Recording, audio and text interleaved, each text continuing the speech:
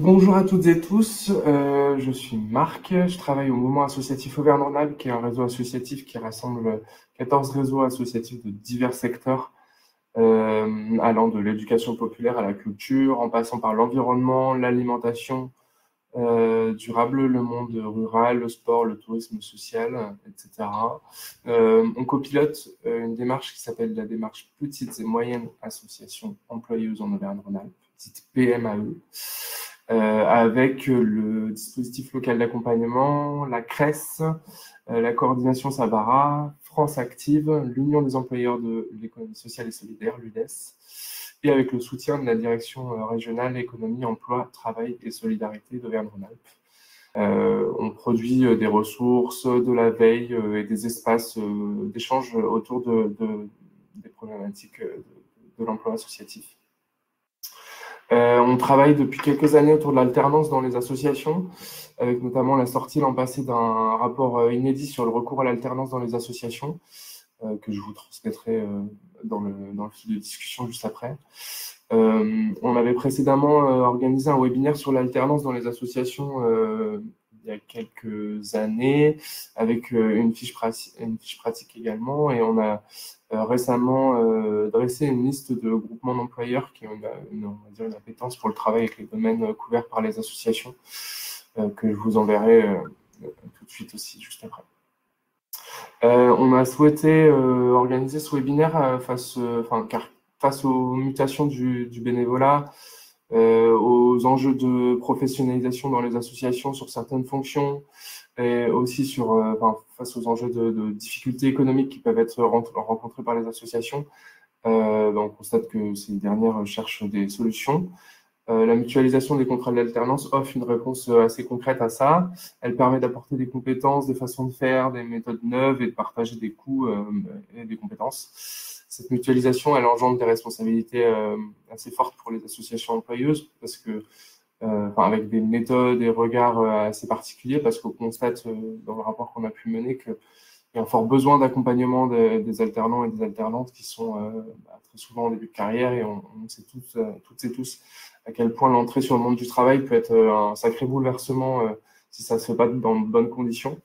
Et dans le cas de la mutualisation, je dirais que c'est encore plus prégnant ce besoin d'accompagnement, parce que se pose la question de qui est le tuteur, comment se passe la répartition de l'organisation entre les structures, etc. etc. Aujourd'hui, on aura la chance d'avoir la présentation du fonctionnement d'un groupement d'employeurs qui permet la mutualisation de contrats d'apprentissage dans la personne de Svetlana Georgievski, qui est directrice générale de Profession Sport et Loisirs Auvergne, et que je remercie grandement pour son investissement sur ce webinaire aujourd'hui et en amont.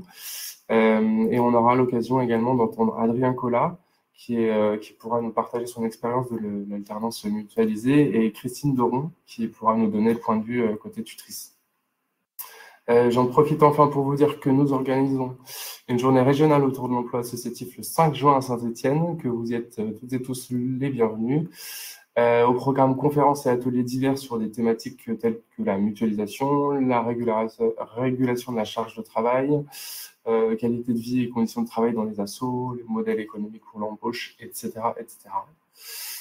Côté pratique, aujourd'hui, nous sommes ensemble jusqu'à environ 11h20 ou 11h30. Ce webinaire est enregistré et sera transmis par la suite, accompagné des différentes ressources, et publié sur le site pmae-aura.org. Des temps de questions-réponses sont prévus entre les différentes interventions, mais vous pouvez d'ores et déjà commencer à les poser dans le fil de discussion du webinaire. Je les compilerai pour pouvoir les poser à la suite. Et puis je laisse dès maintenant la parole à Svetlana, et on se retrouve au moment des questions-réponses. J'ai oublié de vous montrer mes petites slides, mais c'est pas très grave. On aime aussi des fois les présentations juste à l'oral. Finalement, tout s'est bien passé. Voilà, c'est ça. Bonjour à tous, Svetlana Georgievski, donc je suis la directrice d'un ensemble lié de l'économie sociale et solidaire qui regroupe 3 structures, un groupement d'employeurs, un groupement d'employeurs pour l'insertion et la qualification et un organisme de formation. et je vais vous présenter l'outil GE et l'outil GEC. Donc, quand on parle de GE, groupement d'employeurs, quand on parle de GEC, c'est le groupement d'employeurs pour l'insertion et les qualifications. Et je suis accompagnée d'Adrien Collat, qui est un des alternants du GEC et qui est en formation dans un organisme de formation, et il vous présentera tout ça tout à l'heure mieux que moi. Voilà. Donc, n'hésitez pas à poser vos questions, comme vous l'a dit Marc. Si je ne sais pas clair ou quoi que ce soit, n'hésitez pas à l'indiquer dans le chat. Je reviendrai sur ces éléments-là, et puis on se retrouve à la fin de la présentation pour des questions-réponses, et je resterai à votre disposition en tous les cas sans aucun souci.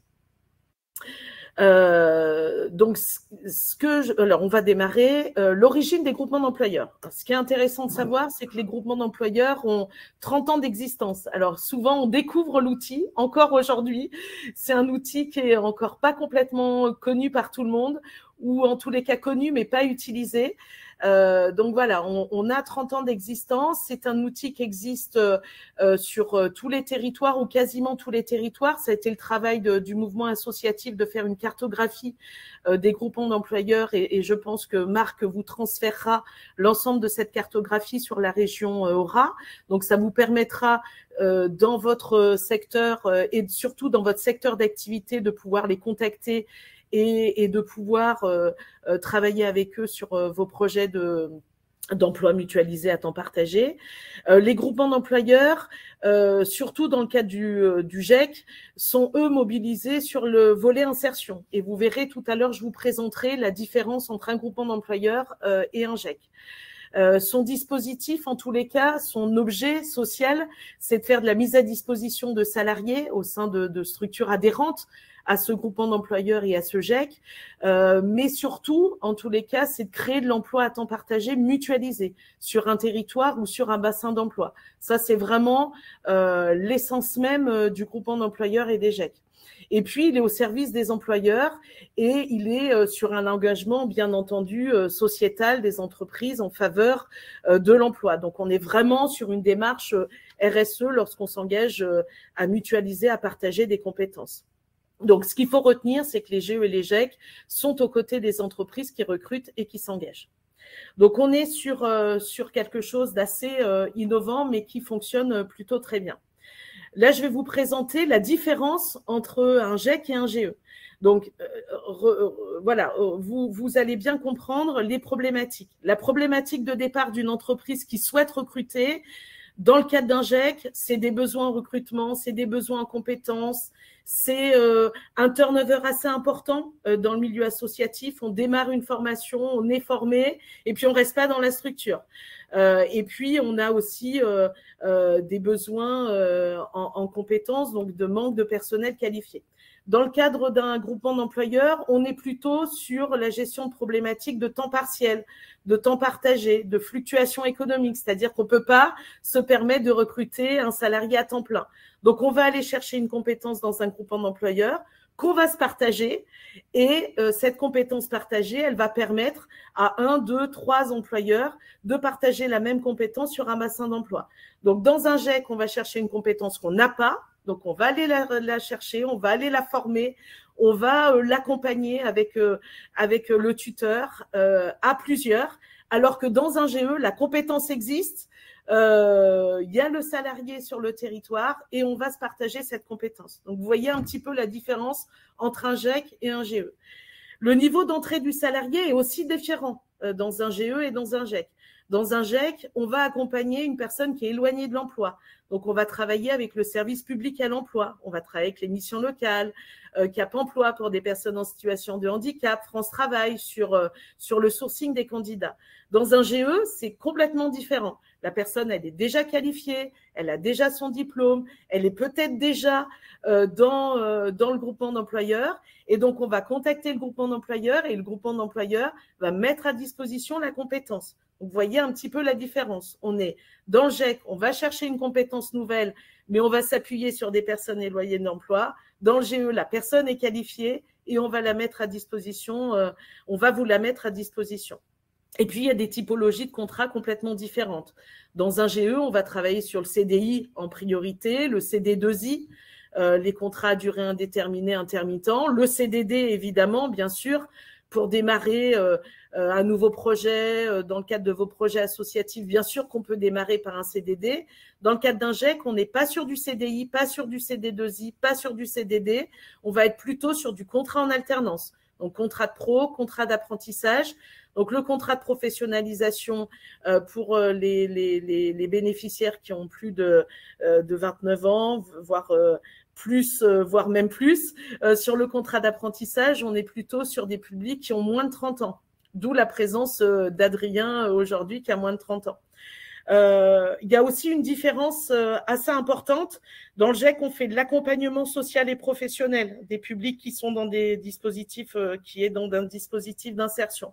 Donc, on a un chargé d'accompagnement socio-pro, ce qu'on appelle un conseiller en insertion pro, qui vient accompagner le jeune en amont de son parcours, pendant son parcours, tout au long de sa formation en lien avec le tuteur. Ça, c'est la mission première du GEC. Dans le cadre du groupement d'employeurs, c'est encore différent. Il est salarié, eh bien c'est plutôt la personne en charge des ressources humaines qui va travailler sur son développement de compétences, sur sa formation continue et qui va le faire monter en compétences. Si dans une des structures, il y a un besoin un peu particulier, eh bien, on va avec notre opérateur de branche, en l'occurrence le nôtre c'est l'AFDAS, on va construire une formation tout au long de sa carrière et on va le faire monter en compétences pour qu'il ait un plan de carrière intéressant tout au long de sa durée de vie au sein du groupement d'employeurs. Donc, dans le GEC, on est sur du contrat d'apprentissage, du contrat de pro. On est sur un parcours en alternance qui dure entre 6 et 24 mois, on le verra tout à l'heure. Dans le GE, on est sur des personnes qualifiées qui viennent monter en compétences tout au long de leur contrat à durée indéterminée au sein du GE. Et puis, la gestion administrative, par contre, que ça soit dans le GE ou dans le GEC, elle fonctionne de la même manière. C'est le groupement d'employeurs qui est l'employeur et qui vous met à disposition le salarié, l'alternant dans le GEC, le salarié qualifié dans le groupement d'employeurs, et ça se passe par un conventionnement, des factures, etc. On verra ça tout à l'heure. La gouvernance, on n'est pas sur une entreprise, évidemment. Hein. Le GE et le GEC, ce sont des associations. Donc, c'est une association type loi 1901 qui fonctionne comme toute association, donc avec un président, un conseil d'administration. Par contre, ce qui est important de noter, c'est que la gouvernance, elle est pilotée par les entreprises adhérentes du GEC. Qui dit entreprise, c'est pas l'entreprise du secteur marchand, on est bien d'accord, ce sont les associations et les collectivités qui peuvent adhérer au groupement d'employeurs ou au GEC. Voilà, j'étais un peu longue là-dessus, mais c'est important que vous ayez bien la différence entre le groupement d'employeurs et le GEC, puisqu'on va plutôt s'attarder sur le GEC, puisqu'on va parler d'alternance à temps partagé dans le cadre d'un GEC. Alors, ce qui est important de noter, quelques chiffres clés, que vous ayez un panorama de ce qui se passe en France. 4000 GE agricoles, historiquement, dans les années 85, c'est plutôt l'agriculture qui s'est emparée du dispositif GE. 700 en France. Alors, Marc, je n'ai pas les chiffres en aura. Si tu les as. Je crois qu'il y a une. Après, la liste n'est pas exhaustive. C'est des GE ou GEC qui sont, on va dire, à appétence pour les secteurs associatifs. Mais là, dans le recensement, je crois qu'on est entre 20 et 30. Oui, c'est ça, hein, c'est ce que j'allais dire, mais je préférais que tu puisses donner le chiffre comme ça. Voilà, donc 700 groupements d'employeurs, tous secteurs confondus.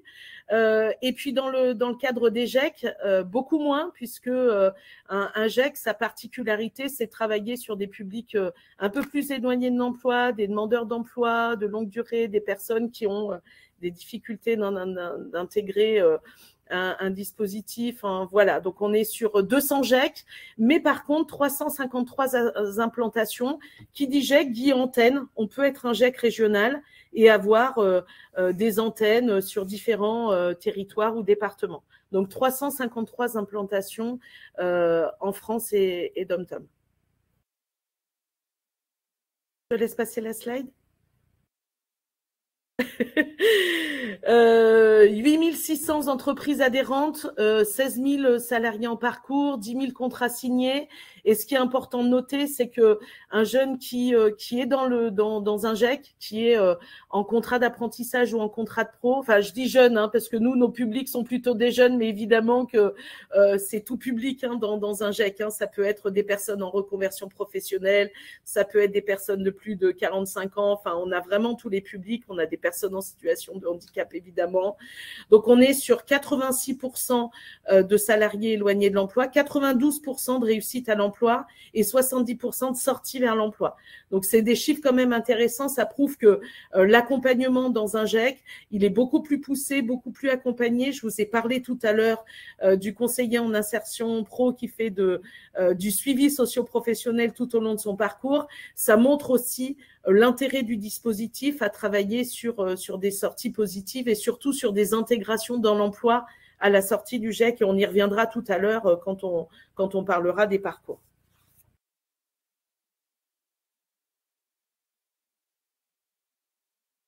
Tu peux passer la slide.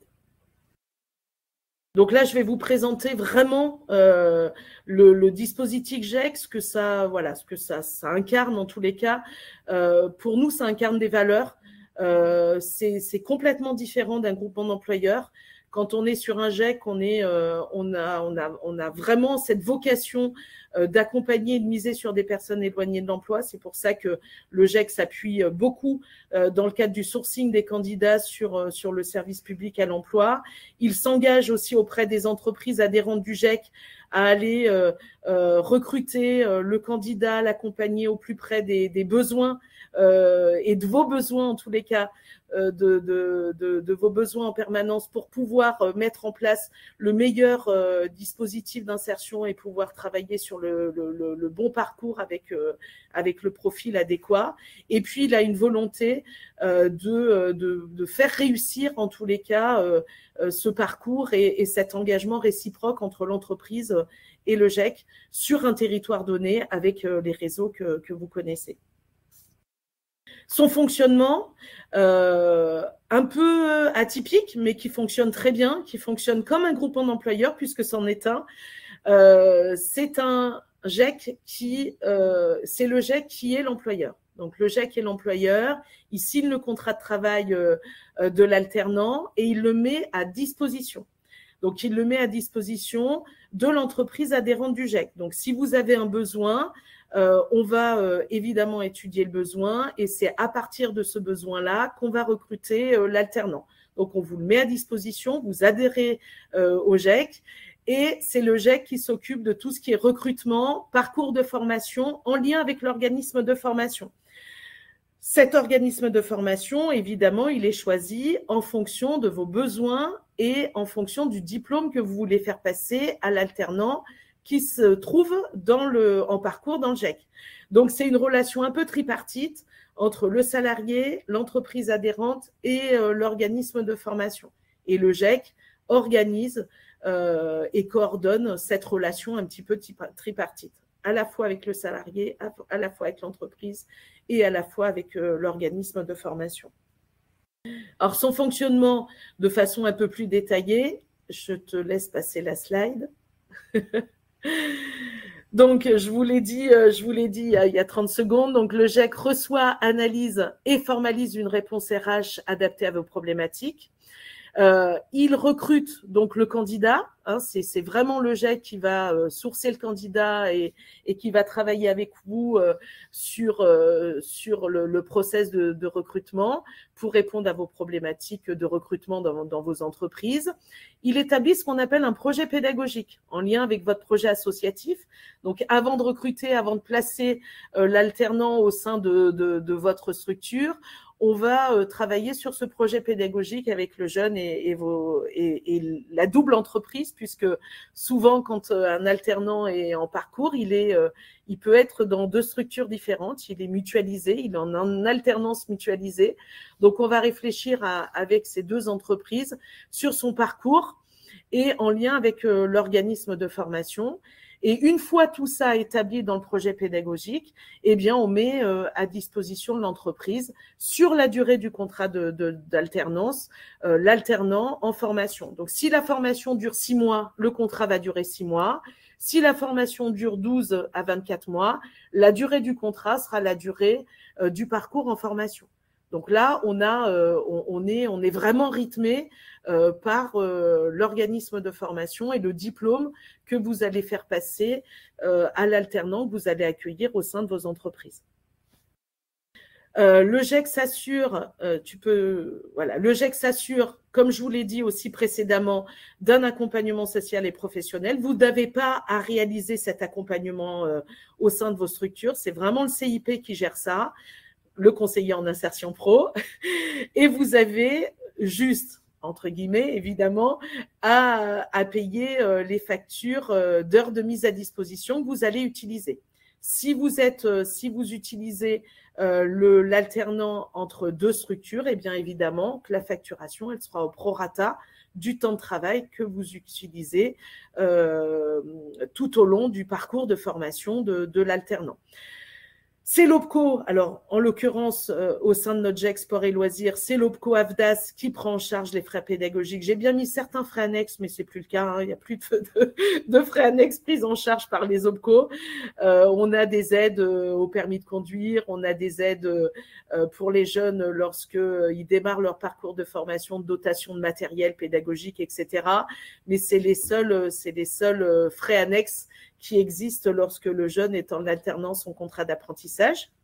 Et puis, à la fin du parcours d'alternance, le salarié peut rejoindre les effectifs de l'entreprise, votre entreprise ou le groupement d'employeurs qui peut travailler avec le GEC. Donc, c'est le cas en tous les cas au sein de notre ensemblier. On a un GEC, le jeune démarre en parcours en alternance mutualisée au sein de GEC et à la sortie de son parcours, l'entreprise reste adhérente du groupement d'employeurs, est intégré dans les effectifs du GE et reste mutualisé entre les 2 entreprises. Alors évidemment, si l'entreprise souhaite intégrer le salarié à temps plein dans son entreprise, bien entendu, elle peut l'intégrer sans aucun problème. Elle n'a pas toujours besoin du groupement d'employeurs. Le groupement d'employeurs est vraiment là, et je vous le redis, sur les questions de partage d'emploi, de partage de compétences et de partage de coûts. Voilà le fonctionnement d'un GEC.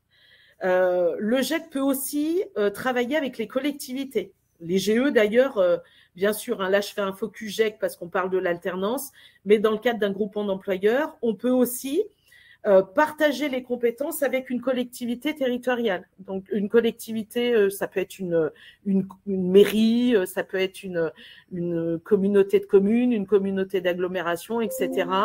C'est ce qui est intéressant sur vos territoires. C'est-à-dire que le GE peut, avec les élus de votre territoire, mutualiser des emplois. Donc, c'est des choses qui existent depuis peu, mais on a cette particularité-là dans les groupements d'employeurs. Par contre, on ne peut pas se substituer au rôle de la collectivité, c'est-à-dire que le groupement d'employeurs ne portera pas des postes à temps plein au sein de la collectivité. Ils seront toujours mutualisés et ils seront toujours sur des volumes qui viendront compléter des parcours sur vos territoires. Donc là, c'est une vraie plus-value pour vos projets aussi associatifs avec la collectivité, de pouvoir réfléchir avec la collectivité, de partage de compétences et du coup, de maintenir des compétences sur un territoire avec la collectivité. Ça peut aussi avoir du sens dans vos projets associatifs. Donc, ayez ça en tête pour pouvoir commencer de travailler sur ce partage de compétences sur un bassin d'emploi. Ça fonctionne. Nous, on est sur le département de l'Allier historiquement, et c'est quelque chose que l'on met en place de façon systématique, que ça soit dans le GEC ou dans le GE. On fait du partage de compétences avec une collectivité ou une communauté de communes. Donc, n'oubliez pas les collectivités territoriales. Et puis, on se sert de dispositifs. Donc, ça, c'est intéressant, que ça soit d'ailleurs dans un groupement d'employeurs ou dans le GEC. on se sert de dispositifs d'aide au recrutement. On s'appuie beaucoup sur les dispositifs de France Travail pour aider à recruter la personne, pour aider à la former en amont du recrutement. Alors, je ne sais pas si c'est des dispositifs que vous connaissez et que vous utilisez, mais il existe la POEI, la préparation opérationnelle à l'emploi individuel, qui est intéressante et qui peut être mobilisée par votre conseiller emploi chez France Travail. Donc, n'hésitez pas lorsque que ça soit d'ailleurs avec nous, GE ou GEC, ou vous, dans vos projets de recrutement, de contacter France Travail et de réfléchir avec eux sur ce dispositif qui vous permettront finalement, avec des parcours de formation avant de signer le contrat, de vous permettre de former la personne et du coup de vous permettre aussi d'identifier ses besoins, de vous permettre de travailler sur le développement de ses compétences avant de mettre en place le contrat de travail. Donc voilà, j'ai tenu à vous les présenter parce que nous, c'est des dispositifs sur lesquels on s'appuie beaucoup, à la fois pour nous, groupement d'employeurs, mais aussi pour les entreprises. Elles permettent d'avoir le bénéficiaire sur des périodes qui peuvent aller jusqu'à 400 heures de formation, d'avoir la personne. Cette personne, elle est demandeur d'emploi, donc elle est toujours indemnisée chez France Travail. Et vous avez, durant cette préparation opérationnelle à l'emploi, la personne qui vous permet bien, d'être en immersion déjà en entreprise, si je puis dire, pour pouvoir l'accompagner au mieux sur son développement de compétences. Et puis, c'est peut-être un dispositif que vous connaissez peut-être un peu plus, la PMSMP, qui est la période de mise en situation professionnelle. C'est un dispositif d'immersion que vous pouvez aussi mettre en place avec France Travail, où on peut être sur un dispositif qui dure 35 heures, 70 heures. Donc, c'est pour être sûr que à la fois la personne qui répond à une offre d'emploi correspond finalement à l'entreprise, au poste, etc. Et à la fois à vous, employeur, bien de valider finalement le recrutement de la personne qui va rentrer soit en contrat en alternance, parce qu'on peut aussi le mettre en place en amont du contrat en alternance, soit sur un CDD, un CDI, un CD2I, etc. Donc, n'hésitez pas à utiliser ces deux dispositifs puisque pour moi, c'est des aides au recrutement et ça permet en tous les cas de valider soit un parcours de formation, soit une entrée et une intégration réussie dans l'entreprise. Je vous ai fait sur la deuxième slide voilà, une présentation un peu plus détaillée. C'est exactement ce que je viens de vous dire, donc rien de plus en ce qui concerne le dispositif de préqualification. Toutefois, ce qui est important d'avoir en tête, c'est la définition du parcours. Je vous ai tout à l'heure parlé, rappelez-vous, du projet pédagogique du jeune, ou du moins jeune. Je dis toujours jeune, il va falloir que je change mon vocable, mais en tous les cas du bénéficiaire au sein du GEC. L'ingénierie du parcours, on définit avec la personne et l'entreprise le projet dans lequel il va intégrer la formation. Donc, cette ingénierie de parcours, elle est vraiment importante. C'est là où on va passer le plus de temps. J'ai presque envie de dire que ça soit dans un groupement d'employeurs ou dans un GEC, on passe un temps à définir le besoin de vos entreprises en fonction aussi de votre budget, parce qu'évidemment que quand tout à l'heure Marc vous a présenté la journée du 5 juin à Saint-Étienne, bien il y a le besoin de l'entreprise, la qualité de vie au travail, mais il y a aussi le modèle économique de vos entreprises et on sait que c'est pas l'objet de ce webinaire, mais ça en fait partie. Et donc on sait que le modèle économique de vos entreprises est compliqué. Voilà, on a tous des difficultés à avoir des financements pour recruter. D'où aussi l'intérêt de mutualiser et d'où aussi l'intérêt de travailler via l'alternance qui permet de définir très vite le projet pédagogique de l'alternant, le projet associatif et d'avoir durant le parcours de la personne, de travailler sur le projet, aussi de développement de la structure, parce que parfois, dans les diplômes de formation, on demande aux bénéficiaires de réfléchir sur un projet d'animation, un projet de développement. Ça peut permettre aussi à vos structures durant l'alternance, eh bien, travailler sur le développement, d'aller chercher des ressources pour travailler sur la sortie. Et c'est ça qui peut aussi être intéressant. Donc, l'ingénierie du parcours, elle a énormément de sens. Plus elle est préparée, plus elle est définie, que ça soit sur le besoin de compétences, mais pas que, sur les besoins de l'entreprise, sur l'évolution du projet associatif, sur la mobilisation de financement pendant le parcours, après le parcours, eh bien, ça vous permettra en tous les cas, un, de réussir le parcours du formation de l'alternant, deux, de réussir aussi l'embauche, pourquoi pas à la sortie, soit de garder l'alternance sur vos besoins uniquement, et de se servir et de s'appuyer du groupement d'employeurs, comme je vous le disais tout à l'heure, soit de l'intégrer dans vos organisations avec des dispositifs qui peuvent être mobilisés ou des financements que vous pouvez aller chercher, évidemment. Donc voilà, cette ingénierie de parcours, en tous les cas, quand il y a un GEC qui peut vous accompagner, voire même un groupement d'employeurs, c'est de vraiment travailler sur ces besoins pour bien calibrer le besoin, consolider le parcours et être sûr que la sortie se solde vers une sortie positive. Donc, moi, j'insiste beaucoup sur ce parcours. Alors, juste un petit schéma, parce que je parle beaucoup et c'est vrai que des fois, d'imager tout ce que je viens de vous dire, ça peut être intéressant. Je vous ai tout à l'heure parlé d'intégration. Donc, l'intégration, rappelez-vous, ça peut être des dispositifs que vous mobilisez chez France Travail, POI, dispositifs d'immersion, etc., pour être sûr de vous engager dans ce dispositif. L'accompagnement, qui est le maître mot d'un GEC, puisque qui dit accompagnement socio-pro dit aussi d'accompagner les tuteurs. On n'en a pas parlé, mais là, j'en parle parce que dans un GEC, il y a aussi une grande... j'ai presque envie de dire, le tuteur a toute sa place, voire a même plus de place que le chargé d'accompagnement socio-pro dans la structure, puisque c'est lui, et vous verrez le témoignage tout à l'heure de Christine Doron et du travail qu'elle fait auprès d'Adrien. Elle a toute sa place sur l'accompagnement au projet, l'accompagnement dans le dispositif, et le tuteur a un rôle à jouer de façon très prégnante dans vos structures. Et ça permet, avec ce tuteur, de faire acquérir des compétences professionnelles. Je parle de compétences professionnelles parce que l'organisme de formation va lui préparer des compétences pour préparer le diplôme, mais quand on est en structure, on est véritablement sur des enjeux de développement professionnel, de mise en pratique, d'accompagnement à la sortie dans l'emploi dès le parcours avec le tuteur. Et plus le tuteur est présent, plus il est investi, plus il est dans l'accompagnement du jeune, plus la sortie dans l'emploi se passe de façon positive. Donc, ce parcours dans un GEC, on est véritablement, alors je vous ai remis le 70% de réussite. Évidemment, c'est pas du 100% dans un GEC.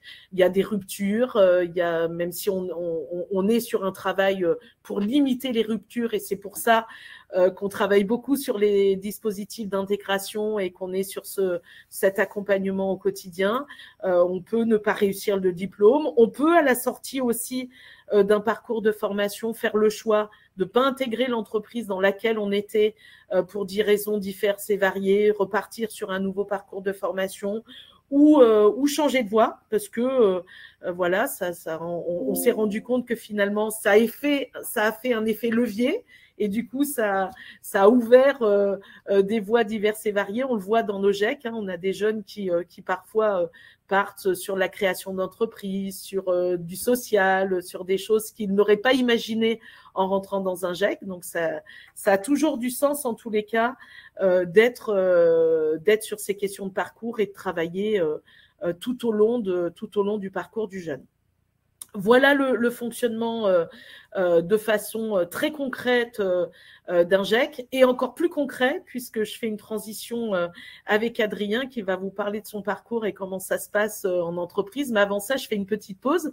S'il y a des questions sur voilà, la compréhension du GE, la compréhension du GEC, j'espère que vous avez bien compris ce que c'est qu'un GE et un GEC. C'est vrai que moi, c'est mon quotidien depuis 25 ans, donc j'ai l'habitude habitude, même si le GEC, on l'a créé en 2020, mais on avait pour habitude déjà d'être dans des dispositifs d'insertion, d'être dans l'accompagnement de nos bénéficiaires sur du contrat d'apprentissage et du contrat de pro. Et on a voulu changer d'échelle en partant sur un GEC et d'accompagner des personnes un peu plus éloignées de l'emploi.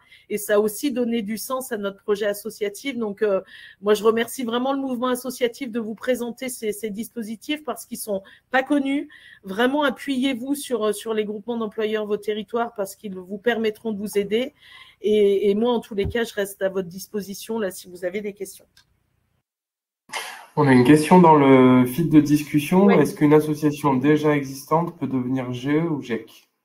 Oui, alors une association déjà existante peut modifier ses statuts, évidemment, en lien avec l'inspection du travail. Donc, c'est une modification statutaire. Dès lors où vous êtes sur une logique de mutualisation d'emploi, évidemment que vous pouvez modifier vos statuts. Ça permet finalement de clarifier parfois des mutualisations qui se passent sur certains territoires. Ça permet de le faire valider par l'inspecteur du travail, puisque c'est une validation de l'inspecteur du travail sur cette modification statutaire. Il y aura une assemblée générale extraordinaire, évidemment, à mettre en œuvre. Mais toute association peut devenir GE. Pour devenir un GEC, c'est un peu plus compliqué. Il faut d'abord être GE avant d'être GEC. Et pour devenir GEC, c'est un peu plus compliqué. Il faut demander un label qui est donné par l'État, par la Direction générale emploi formation professionnelle, ce qu'on appelle plus communément la DGEFP, le ministère de l'Emploi, la Fédération française des GEC. Donc, on dépose on dépose un projet suite à une étude d'opportunité dans un premier temps et suite à une étude de faisabilité dans un second temps. Ce sont ces deux études qui permettent de valider le projet de transformation d'un GE vers un GEC. Et c'est une fois cette étude de faisabilité faite sur un territoire où on va travailler avec les entreprises du territoire sur les besoins en ressources humaines non pourvues du territoire. Hein, rappelez-vous, on va plutôt recruter des personnes éloignées de l'emploi, des personnes qui ont des difficultés de recrutement, de placement, etc. Donc, on est sur vraiment un autre dispositif plutôt d'insertion reconnu dans le réseau de l'insertion par l'activité économique. Donc là, c'est un label, une étude de faisabilité et c'est un travail sur un territoire avec la direction du travail plutôt, hein, les DETS PP, et puis le réseau de l'IAE qui permettent en tous les cas de pouvoir accompagner ces publics vers un contrat, vers un parcours et vers une sortie vers l'emploi. Donc un peu différent quand même. On peut devenir GEC, mais pour ça, il faut une étude. Un GE, c'est beaucoup plus facile et ça permet parfois de clarifier des emplois mutualisés sur un territoire. Merci pour cette réponse. Alors, je ne sais pas s'il y a des personnes qui souhaitent prendre la parole, mais normalement, vous pouvez activer votre micro sur le bas de l'écran. Et si ce n'est pas le cas, peut-être essayez de vous reconnecter. Et normalement, il y a un moment où ça vous demande si vous souhaitez parler. Et vous pourrez poser votre question. En attendant, moi, j'en ai une à te poser, Svetlana. C'est est-ce qu'il est préférable ou même carrément obligatoire que les structures qui vont mutualiser ensemble, elles arrivent vers le GEC en sachant déjà qu'elles vont mutualiser ensemble ou pas? Alors non, le GEC, il est vraiment là quand on n'arrive pas à recruter la personne, quand on a besoin d'une compétence qu'on n'a pas, quand on n'a pas, par exemple, le candidat. Quand on a un candidat, quand on a les deux entreprises, quand le projet il est très clair, on n'a pas besoin du GEC. Là, on se sert de l'outil GE. Et l'outil GE, c'est lui qui va organiser la mutualisation. Il va prendre vraiment les besoins en compétences de la structure A, la structure B, le nombre d'heures. Il va prendre le nombre d'heures de la structure A, le nombre d'heures de la structure B, intégrer ça sur un emploi du temps et ça va permettre de définir le type de contrat, le nombre d'heures mutualisées sur l'année et c'est ça qui va permettre de signer les conventions de mise à disposition et déclencher la facturation.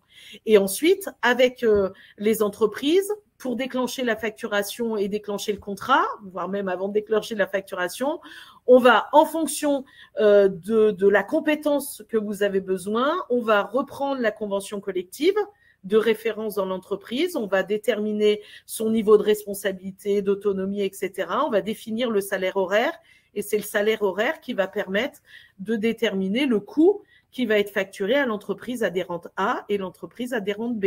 Il peut y avoir des compléments différentiels entre la A et la B. On est bien d'accord qu'il peut avoir un niveau de responsabilité dans une structure un peu moins important que dans une autre, et s'il a un niveau de responsabilité un peu plus important dans la structure B, eh bien le temps dédié à la responsabilité un peu plus importante dans l'entreprise B, eh bien on va avoir un complément différentiel lié au taux horaire de la responsabilité et l'autonomie qui permettra de dire dans la A, il est facturé, je dis une bêtise, 20 € de l'heure, dans la B 22, parce que y a un complément différentiel lié à la compétence, lié au métier, lié à la responsabilité, l'autonomie, etc. Vous voyez un petit peu comment se passe. Donc il n'y a pas on n'est pas dans une approche où systématiquement on passe par le GEC. C'est pour ça que je vous parle beaucoup de GE dans vos territoires. Le GEC, c'est vraiment quand vous avez besoin de recrutement non pourvu sur un territoire où on n'arrive pas à sourcer des candidats. Et là, on va aller chercher des candidats éloignés et on va les amener vers une compétence dédiée. On a une deuxième question de Clément qui dit: est-ce qu'un fichier qui recense les GEC sur notre territoire existe? Alors, pour donner les premiers éléments de réponse, il y en a quelques-uns dans le recensement qu'on a fait. Peut-être que tu peux rappeler les volumes entre GE et GEC dans la région. Les GEC, alors les GEC, on a plusieurs secteurs d'activité dans les GEC. On a en Auvergne-Rhône-Alpes, on a du médico-social. Bon, nous, sport et loisirs, on a un GEC culture, on a un GEC théâtre, on a un GEC plutôt sur les métiers de la montagne, les métiers de la mer. Voilà, donc il y a peu de GEC parce que comme je vous l'ai dit, pour être GEC, voilà, ça nécessite tout un tas de choses en amont. Par contre, les groupements d'employeurs, on va retrouver des groupements d'employeurs. On peut partager des fonctions de support en groupement d'employeurs. On peut partager dans la culture. On peut partager dans le sport, dans l'animation, toujours dans le médico-social, dans l'aide à domicile. Je pense que les GE, comme tu le disais tout à l'heure, une trentaine de GE. Après, un GE peut être soit sur un bassin d'emploi, soit entre deux structures et c'est un GE, soit un GE départemental, soit un GE qui est porté par des fédérations. On le voit beaucoup dans le sport, des GE par secteur d'activité, le badminton, le judo, le rugby, oui, merci. T'es rugbyman, toi. Non, même pas. En fait, c'est que j'ai eu l'occasion d'échanger avec le comité départemental de rugby de Haute-Loire.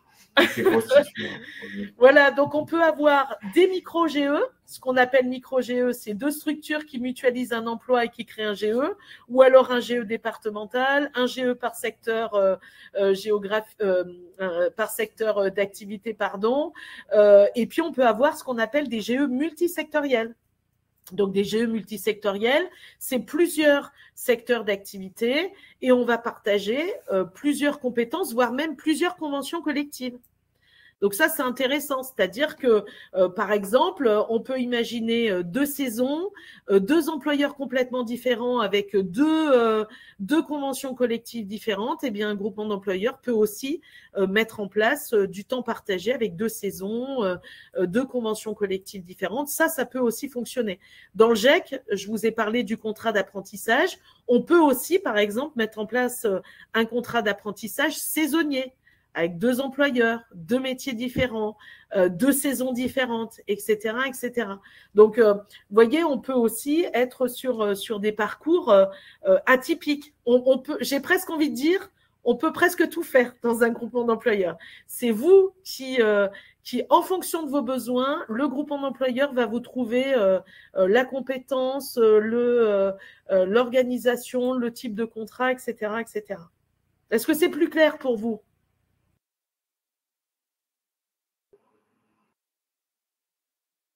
Je vois Clément qui est en train de répondre. C'est parfait, merci. Bon, super. Je m'étais noté une deuxième question. Je trouvais ça très intéressant que tu présentes les dispositifs de préqualification.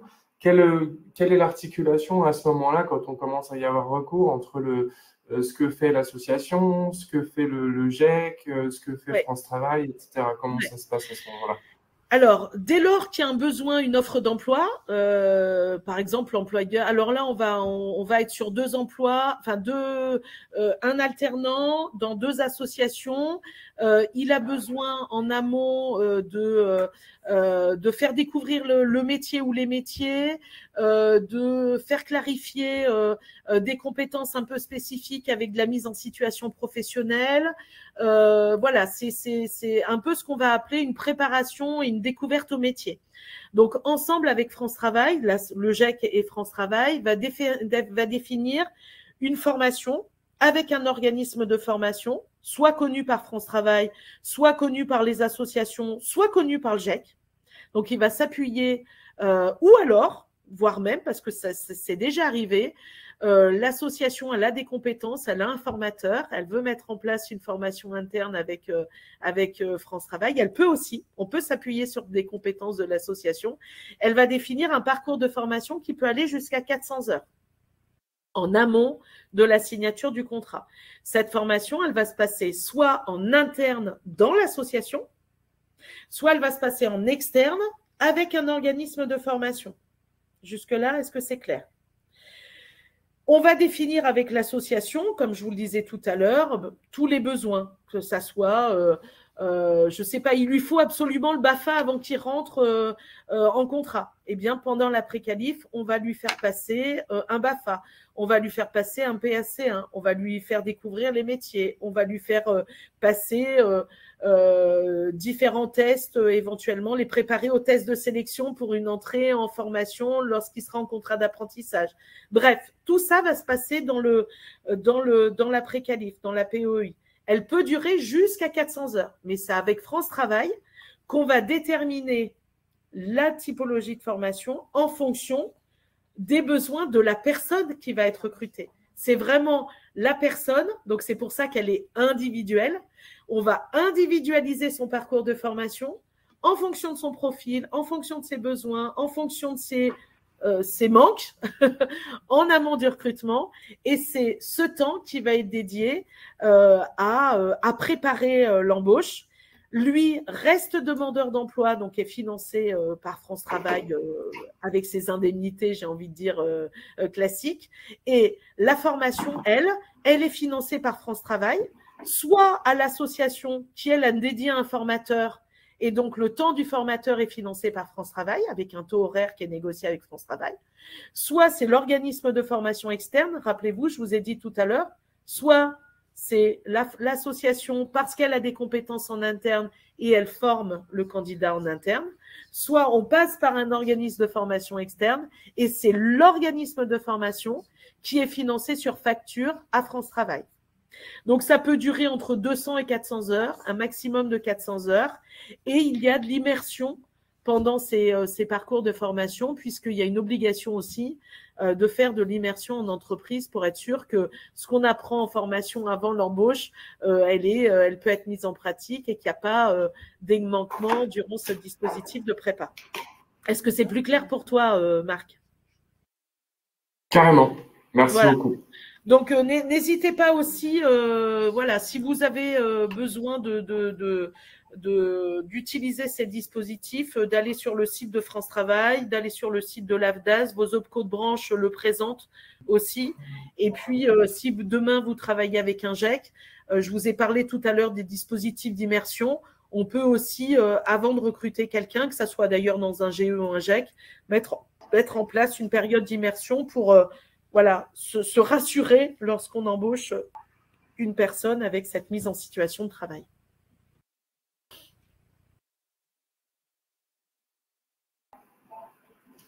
Merci beaucoup. On peut peut-être passer Adrien. au témoignage, ouais. Oui, alors Adrien, il est derrière moi, il va se rapprocher. Donc, Adrien, c'est un jeune qui est en alternance au sein du GIEC. Donc, il va présenter un petit peu son parcours. Ce qui est intéressant dans son parcours, c'est que il est sur 2 entreprises. Alors, malheureusement, la deuxième entreprise n'est pas présente. C'était une collectivité. une collectivité en milieu rural dans lequel il intervient dans les établissements scolaires de cette collectivité. Alors, on n'aura pas le témoignage du responsable de cette collectivité. Par contre, on aura la tutrice qui sera présente et qui, une fois qu'Adrien aura présenté un peu son parcours et ce qu'il fait sur le dispositif SRAV en lien avec l'UCEP et les collectivités, eh bien, on passera à la tutrice et au rôle de tuteur dans un GEC. Voilà. Je laisse la parole à Adrien.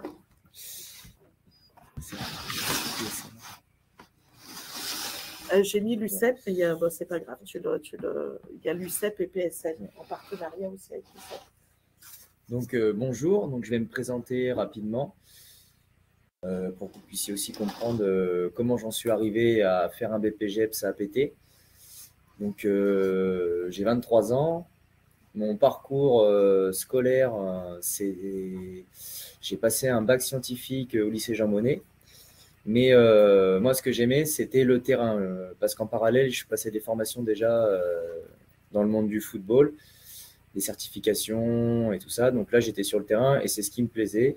Et donc, sorti du bac, j'avais la possibilité entre aller soit en STAPS, donc faire du cours, des cours de magistraux, ou à côté de ça, rentrer en BPGEPS. Donc, j'ai fait un premier BPGEPS sport collectif qui m'a permis du coup de continuer de faire ce que j'aimais, c'est-à-dire avoir un minimum de cours et à côté de ça, pouvoir être sur le terrain et continuer ce métier d'éducateur sportif, mais du coup cette fois pas en tant que bénévole, puisqu'avant j'étais en tant que bénévole.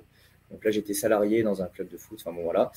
Et donc sorti de ce BPGEPS là, donc avec le sport collectif, je ne pouvais pas forcément trouver d'emploi intéressant parce que c'était quand même un domaine assez fermé. Donc, je me suis renseigné. J'avais un ami qui avait déjà passé un BPGEPS APT donc avec PSL. Donc, je me suis renseigné. J'avais appelé Daniel qui s'occupe de la formation. Avec Daniel, j'avais eu déjà plusieurs échanges pour rentrer en formation l'année d'avant. Donc, ce n'est pas cette année, la formation d'avant. Petit problème, je me suis cassé la cheville, donc du coup, je n'ai pas pu passer. Mais j'étais toujours motivé, donc je me suis réinscrit cette année. Donc, je suis rentré en formation. Je ne suis pas passé par la préqualification. Comme j'avais déjà un BPGEPS, j'en ai pas eu besoin. Donc voilà, entré en formation.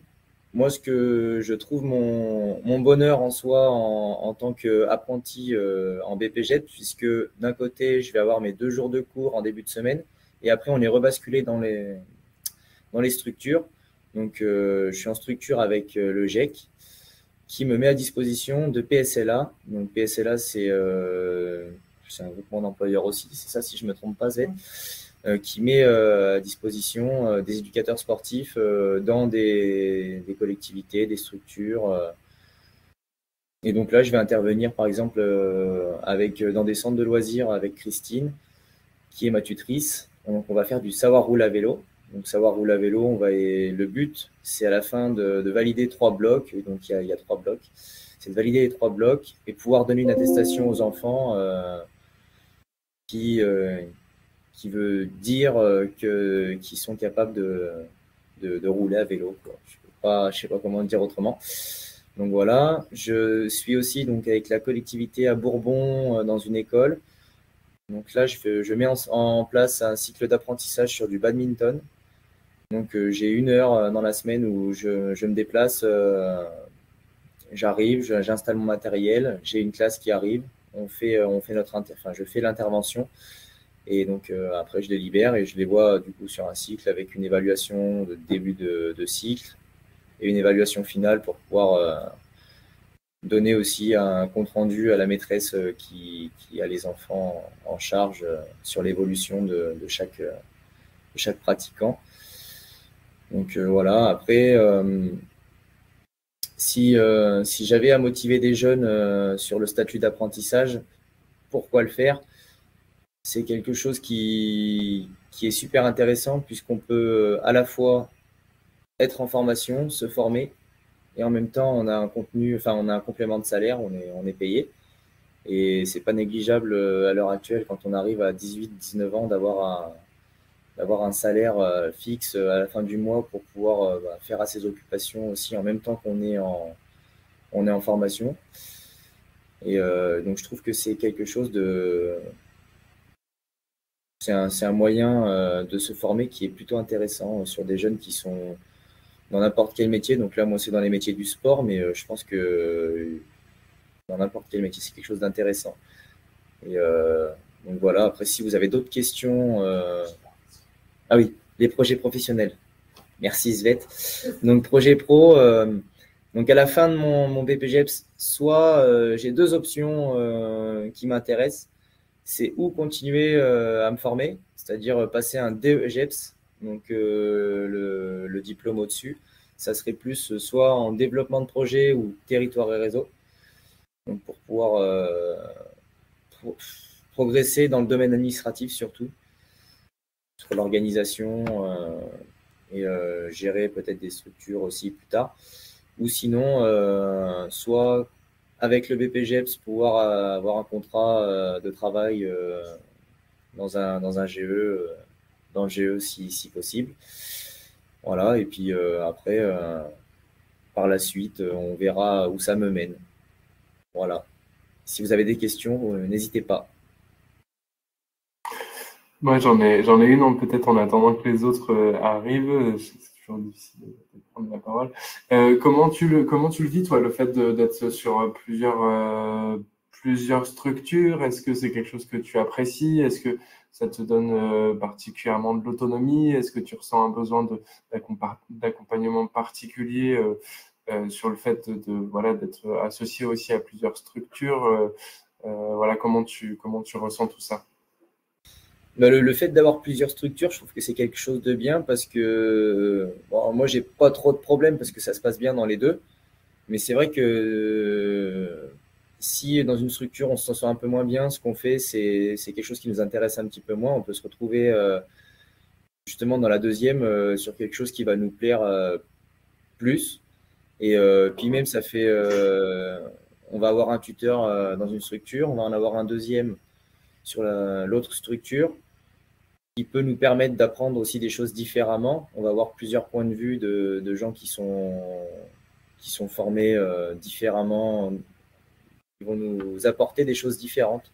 Et je trouve que c'est bien d'avoir un panel de compétences qui va venir de plusieurs personnes plutôt que de se restreindre à juste avoir une seule façon de travailler. Donc, voilà.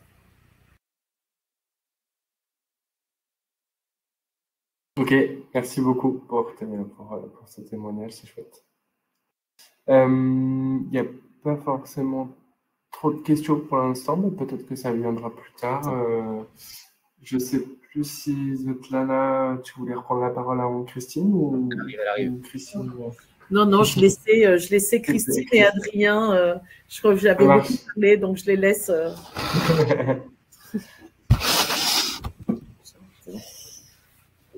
Bonjour à tous, donc Christine Doran, je suis salariée de PCLA depuis très très longtemps, je crois que je suis presque aussi longtemps que Svetlana. Voilà, donc actuellement je suis en retraite, mais je continue quand même quelques fonctions dans la structure et notamment celle d'accompagnement des jeunes sur l'apprentissage. Donc j'ai une formation aussi d'éducatrice sportive à la base, donc j'ai un BESAPT, maintenant qui est BPGEPS APT. Donc forcément, en tant que tutrice, il faut avoir le même diplôme que l'apprenant. Voilà. Moi, ce qui est important pour un jeune qui rentre dans l'entreprise, c'est de l'accompagner, bien sûr, et surtout déjà de présenter la structure. Présenter la structure, c'est présenter donc le personnel, voilà, comment on fonctionne aussi, parce qu'un jeune qui arrive dans une structure, il ne sait pas forcément comment tout ça fonctionne. Lui faire voir avec lui sa fiche de poste et aussi le règlement intérieur, parce que ça, c'est important pour que le jeune, il ait quand même une règle à avoir. Voilà. Et puis, ce qui est important aussi, c'est donner du sens à son poste. Parce que souvent, quand on est tuteur, je vois par rapport à d'autres collègues, on ne donne pas forcément un sens au poste qu'il doit avoir. Donc, c'est organiser, planifier les activités. Par exemple, pour Adrien, on essaie de planifier, parce qu'il vous l'a dit tout à l'heure, on fait du savoir rouler à vélo, parce que nous, par le SDEJ, on a une subvention qui nous permet d'intervenir dans des centres de loisirs pour du savoir rouler à vélo. Donc, concrètement, avec Adrien, ce que je fais, moi, c'est que je l'accompagne souvent sur la première activité, parce qu'il faut savoir que c'est un jeune déjà qui a beaucoup d'expérience, hein, il vous l'a dit tout à l'heure, puisqu'il a déjà un BPGEPS. Donc, pour moi, ça facilite un petit peu la tâche, si vous voulez. Voilà, donc moi, je l'accompagne souvent sur la première séance, et après, lui, il continue sur les séances suivantes. Donc, ça, c'est facilitant pour moi. Voilà. Je l'aide aussi à rendre des situations de travail plus formatrices. Et j'évalue aussi ses compétences. Forcément, chaque fois que je vais avec Adrien, j'arrive à évaluer ses compétences. Et je lui donne quelques conseils pour améliorer un petit peu ses interventions sur le terrain. Voilà. Pour cela, on a aidé aussi, il faut le savoir, on a un carnet de liaison qui est pour le suivi du jeune, qu'on a à remplir pratiquement tous les 3 mois. Voilà. Donc, on a un axe à définir, voilà, et puis voir sa progression et les choses à améliorer. Voilà. Donc, ça, c'est vraiment très important pour lui, pour qu'il puisse progresser. Sinon, voilà, en gros, ce que je fais, parce que moi, c'est vrai qu'Adrien, j'ai la chance d'avoir ce jeune qui a pas mal déjà de compétences. Donc, ce qui est important aussi, je le dis pour tout le monde, pour chaque tuteur qui accompagne le jeune, c'est qu'il faut être à sa disposition. C'est souvent ce qui manque chez les jeunes, c'est que le tuteur n'est pas toujours disponible pour lui. Voilà. Et si on veut qu'il avance dans son apprentissage, il faut être là à chaque fois qu'il en a besoin. Donc ça, c'est très, très important. Voilà. Évaluer ses compétences et le suivre. Voilà. Sachant qu'à la fin de sa formation, là, on va faire un point sur son projet professionnel, il vous l'a dit, sur la formation qu'il va vouloir faire, etc. Et éventuellement, moi, ce qui m'intéresserait pour ce jeune-là, c'est vraiment de l'accompagner même chez nous dans la structure, parce que c'est quelqu'un qui a des compétences vraiment importantes et qui permettrait même à notre structure d'avoir un salarié très compétent et un jeune en plus. Voilà. Donc, en plus, moi, je suis plus éducatrice sportive. J'espère qu'un jour, il remplacera. Voilà. Donc, on va faire un bilan final et puis voilà. Donc, si vous avez des questions par rapport au tutorat, n'hésitez pas. Vous disiez que c'était obligatoire d'avoir le même diplôme en tant que tuteur que. Oui. Ok. Oui. Est-ce que ça peut être. Ouais, c'est une histoire de diplôme ou de compétences. Une expérience professionnelle. Ouais, c'est ça, ouais. Okay. Voilà. Donc ça, c'est réglementaire. Et est-ce qu'on peut être tuteur de plusieurs apprentis? Deux apprentis. 2 apprentis, ouais. Ok. Maximum, 2 apprentis maximum. Ça marche. Voilà. Donc, j'ai oublié de vous dire, par exemple, cet été, là, on va développer du multisport, parce que la ville de Moulins, à part les centres de loisirs, ils n'ont rien d'autre. Donc, on va développer du multisport, par exemple. C'est le projet d'Adrien qui va mettre en place cet été pour mettre des stages sportifs. Donc, on rentre vraiment dans son domaine en plus de formation, puisque c'est du multisport. Donc, tout ce qui est, c'est développer un maximum d'activités sportives.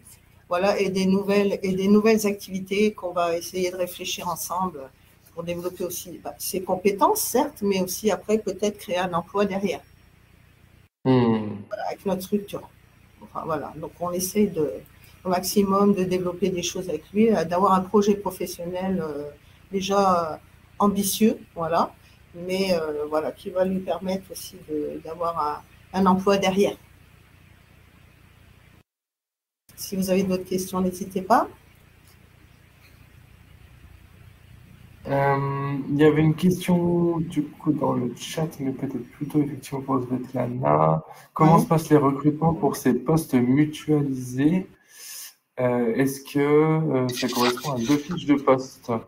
Oui, Oui, oui, on est. Alors, sauf si la compétence est la même, on est sur une fiche de poste. Par contre, si on est sur deux compétences différentes, on élabore deux fiches de poste en fonction des besoins des deux entreprises. Et c'est ce que je vous évoquais tout à l'heure. Alors, dans le GEC, c'est particulier parce qu'une compétence égale un diplôme. Mais dans le groupement d'employeurs, on peut évidemment être sur deux fiches de poste différentes. Et en fonction du niveau de qualification requis pour l'embauche et en fonction, de sa responsabilité et de son autonomie, c'est la fiche de poste qui va déterminer le taux horaire. Voilà, donc ça, c'est important que vous ayez ça aussi en tête, hein. C'est vraiment le niveau de qualification, ce que vous allez lui faire faire qui va déterminer le taux horaire de la personne.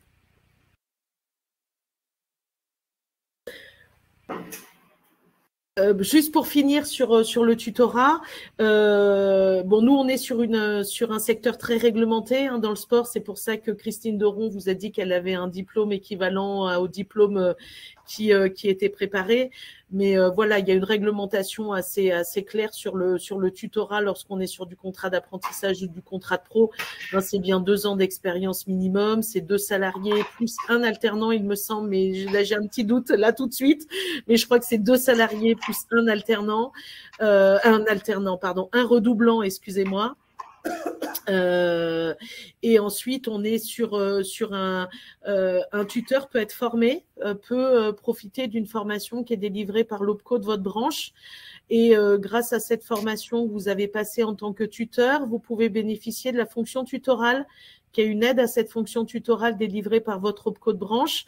Alors, au sein de l'AFDAS, l'aide, elle est de 100 € par mois sur 10 mois. Donc, vous bénéficiez de 1 000 € pour la fonction tutorale, en plus de l'aide à l'embauche qui est aujourd'hui passée de 6 000 à 5 000 €.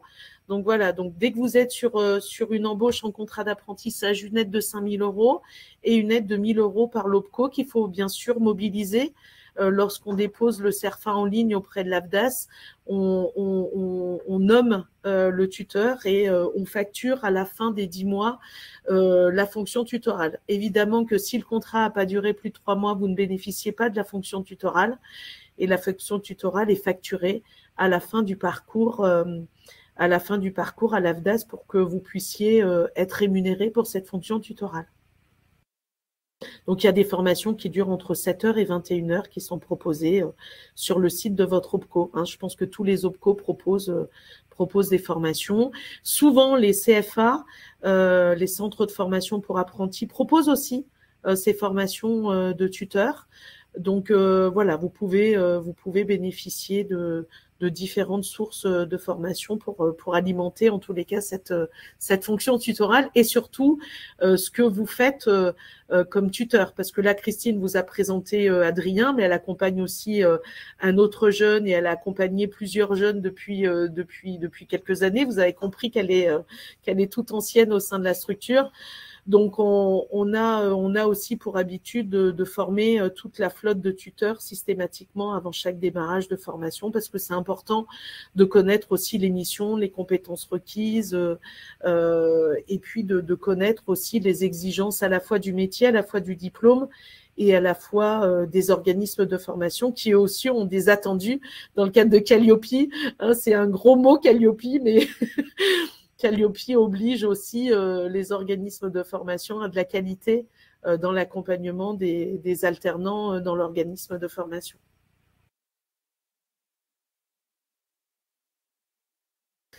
Ce que je voulais finir par ça, puisqu'on a beaucoup parlé de GEC et de GE, ça vient un peu conclure les propos, mes propos depuis 10 heures ce matin. Le GEC, on est véritablement sur de l'insertion durable, on fait de la formation, de l'alternance, de l'accompagnement socio-pro, mais le pendant, c'est l'emploi durable, c'est le développement de compétences tout au long de la vie, c'est la stabilité des salariés en proposant des CDI ou des CD2I lorsqu'on est sur du temps partiel. Et puis, c'est de l'accompagnement RH, c'est-à-dire que dans le GEC, on fait de l'accompagnement socio-pro durant l'alternance. Dans le GE, on fait de l'accompagnement RH tout au long de la vie et tout au long de la carrière du salarié. Et tout ça, ça se solde par des valeurs communes où que ça soit de part et d'autre, hein, GE, GEC, on fait de la mutualisation d'emploi, c'est vraiment l'essence même du GE et du GEC, c'est de la mutualisation de l'emploi avec du partage de temps et du partage de compétences. Pour nous, c'est de l'engagement aussi des entreprises, c'est-à-dire qu'une entreprise qui s'engage dans le GE, c'est qu'elle croit au dispositif, c'est qu'elle veut garder aussi sa compétence dans son association et de le partager avec quelqu'un d'autre, eh bien, ça permet souvent de garder les compétences parce que proposer qu'un temps partiel à un salarié, eh bien, on sait que malheureusement, il restera pas longtemps, sauf si c'est un temps partiel choisi. Mais s'il est subi, eh bien, il aura besoin de toute manière d'un moment ou un autre d'un temps plein. Donc, il ne restera pas sur son poste.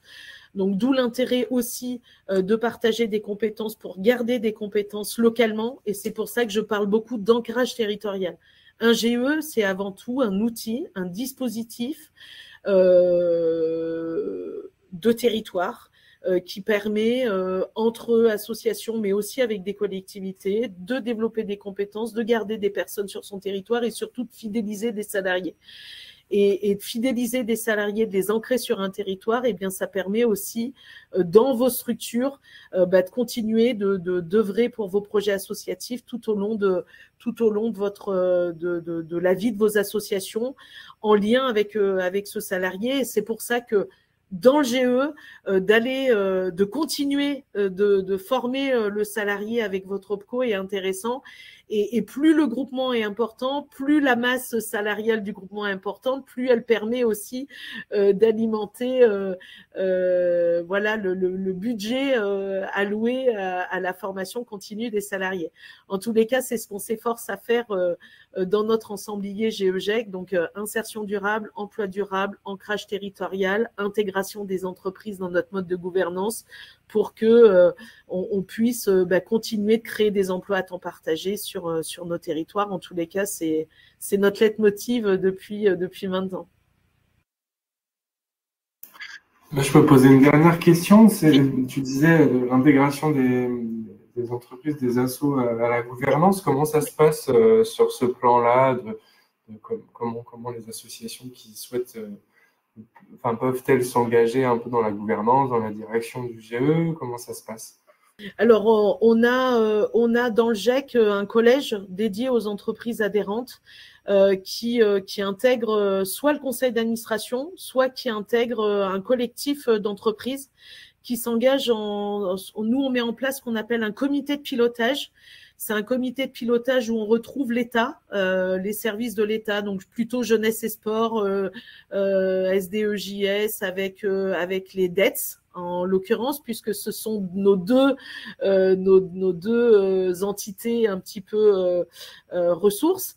Et on a le SPE, le service public à l'emploi qui est présent, le réseau de l'IAE, et les entreprises qui souhaitent s'engager peuvent être à la fois dans le conseil d'administration ou à la fois sur ce comité de pilotage, et bien pour suivre les travaux du GEC, suivre les engagements du GEC, être aussi dans la gouvernance peut être aussi sur l'aspect un peu plus stratégique, travailler sur les enjeux aussi, qu'ils soient sociétaux, mais pas que, les enjeux de recrutement sur les territoires, les métiers en tension.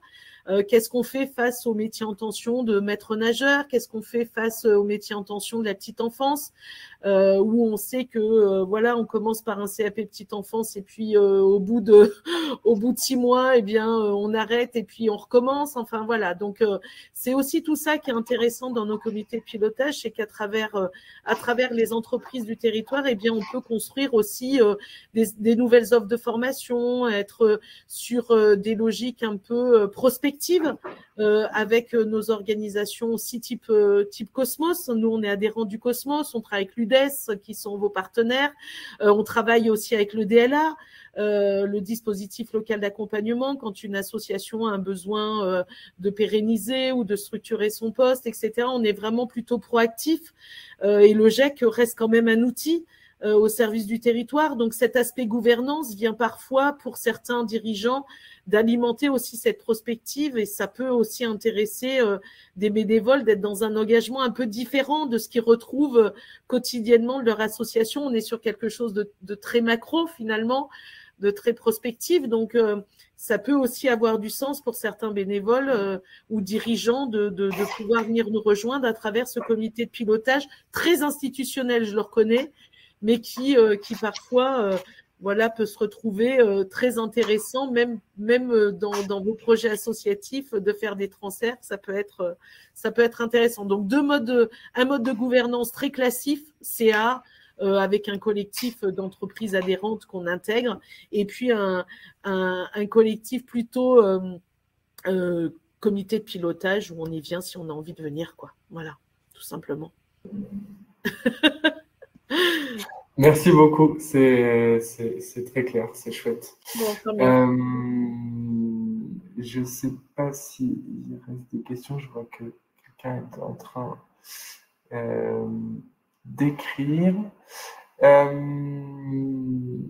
En attendant peut-être que la question arrive, je voulais déjà vous remercier tous les trois d'avoir pris le temps de témoigner.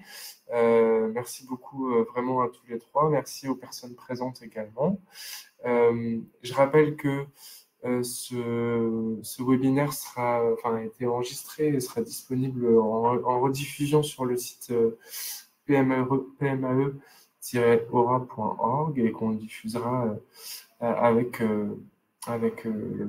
les différentes présentations, les différents supports de présentation, aux personnes inscrites. Et donc, Aimé qui dit merci en tout cas pour cette présentation très dynamique et cette mise en contexte et perspective. Bon. En tous les cas, je reste à votre disposition. Je pense que mes coordonnées seront données par Marc. Si vous avez une question un peu plus précise sur voilà, comment ça fonctionne concrètement, voilà, même être en relation avec des groupements d'employeurs sur d'autres territoires, enfin, je ne sais pas d'où vous venez, mais voilà, il y a toujours une solution, il y a toujours,